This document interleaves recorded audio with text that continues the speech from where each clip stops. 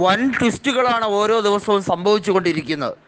L D F കൺവീനറായിട്ടുള്ള E P ജയരാജൻ്റെ BJP-യുമായുള്ള ബന്ധം ഓരോ ദിവസവും കൂടുതൽ വ്യക്തതയോടുകൂടി ചുരുളഴിയുകയാണ്.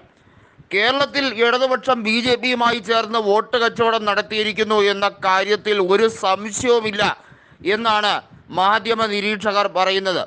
കേരളത്തിൽ BJP ഇടതുപക്ഷത്തിനെ പരമാവധി സീറ്റുകളിൽ സഹായിക്കും, പകരമായി BJP-ക്ക് അക്കൗണ്ട് തുറന്നു കൊടുക്കണം എന്ന രീതിയിലേക്കാണ് ചർച്ചകൾ വഴിതിരിയുന്നത് എന്നുള്ളത് വ്യക്തമാക്കുന്ന രീതിയിലേക്കാണ് കാര്യങ്ങൾ പോകുന്നത്.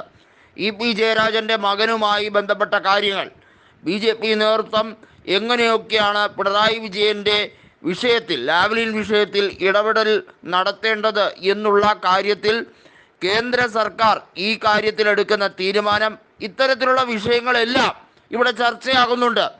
കേരളത്തിൽ BJP-ക്കെതിരെ നഖശിഖാന്തം പോരാടുന്നവർ എന്ന് സ്വയം വിളിച്ചു പറയുന്ന CPIM-കാർ ചെയ്യുന്ന യഥാർത്ഥ രാഷ്ട്രീയ രീതിയാണ് ഇപ്പോൾ ജനങ്ങൾക്ക് മനസ്സിലായി കഴിഞ്ഞിരിക്കുന്നത്. ഇ പി ജയരാജൻ ഒരു പാലമാണ്, അല്ലെങ്കിൽ ഒരു മധ്യസ്ഥനാണ്. മുഖ്യമന്ത്രിയും BJP-യും തമ്മിലുള്ള ഒരു പാലമാണ്, ഒരു കണക്ടിവിറ്റിയാണ് എന്ന് വ്യക്തമാകുന്ന തരത്തിലേക്ക് കാര്യങ്ങൾ പോവുകയാണ്. ഇ പി ജയരാജൻ്റെ ചില പ്രസ്താവനകൾ അത് വ്യക്തമാക്കുന്നുണ്ട്.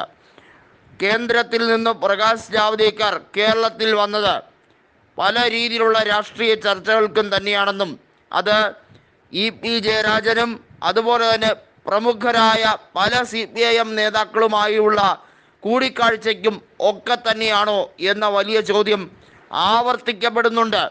ഇ പി ജയരാജൻ അങ്ങനെ ഒഴിഞ്ഞു മാറാൻ കഴിയില്ല. ഈ ലോക്സഭാ തെരഞ്ഞെടുപ്പിൻ്റെ വിധി വരുന്ന ദിവസം തന്നെ CPIM-ൽ ഒരു പൊട്ടലുണ്ടാകും, ഒരു ബോംബ് പോലെ, രാഷ്ട്രീയ ബോംബ് പോലെ ഒരു വലിയ പൊട്ടലുണ്ടാകും എന്നുള്ള കാര്യത്തിൽ സംശയമൊന്നും വേണ്ട. BJP CPIM അന്തരം എങ്ങനെയാണ് എന്നുള്ളത് കൃത്യമായും ജനങ്ങൾ മനസ്സിലാക്കിയിരിക്കുന്നു. അവർ തമ്മിലുള്ള അന്തർധാര എന്താണെന്നുള്ളതും അവർ ഇത്രയും കാലം എങ്ങനെയൊക്കെയാണ് ജനങ്ങളെ, നിഷ്പക്ഷരായി ചിന്തിക്കുന്ന ജനങ്ങളെ രാഷ്ട്രീയപരമായി വഞ്ചിച്ചത് എന്ന രീതിയിലാണ് കാര്യങ്ങൾ പോകുന്നത്. BJP-യുമായി ഇടതുപക്ഷം, പ്രത്യേകിച്ചും കേരളത്തിലെ മുഖ്യമന്ത്രി പിണറായി വിജയൻ ബന്ധം കാത്തുസൂക്ഷിക്കുന്നെന്ന് കെ സുധാകരനും KC വേണുഗോപാലുമൊക്കെ ആവർത്തിച്ച് പറഞ്ഞിട്ടുണ്ടായിരുന്നു.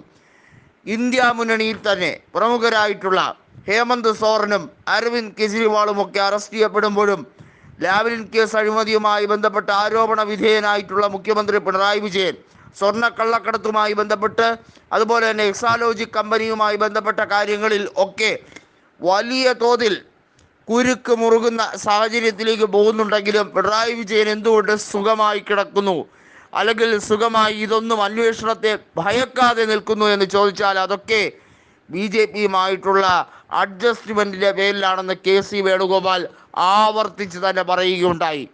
KC വേണുഗോപാലും കെ സുധാകരനുമൊക്കെ പറയുന്നത് ഇപ്പോൾ ശരിവെക്കപ്പെടുന്നുണ്ട് എന്നുള്ളതിൽ ഒരു സംശയവുമില്ല.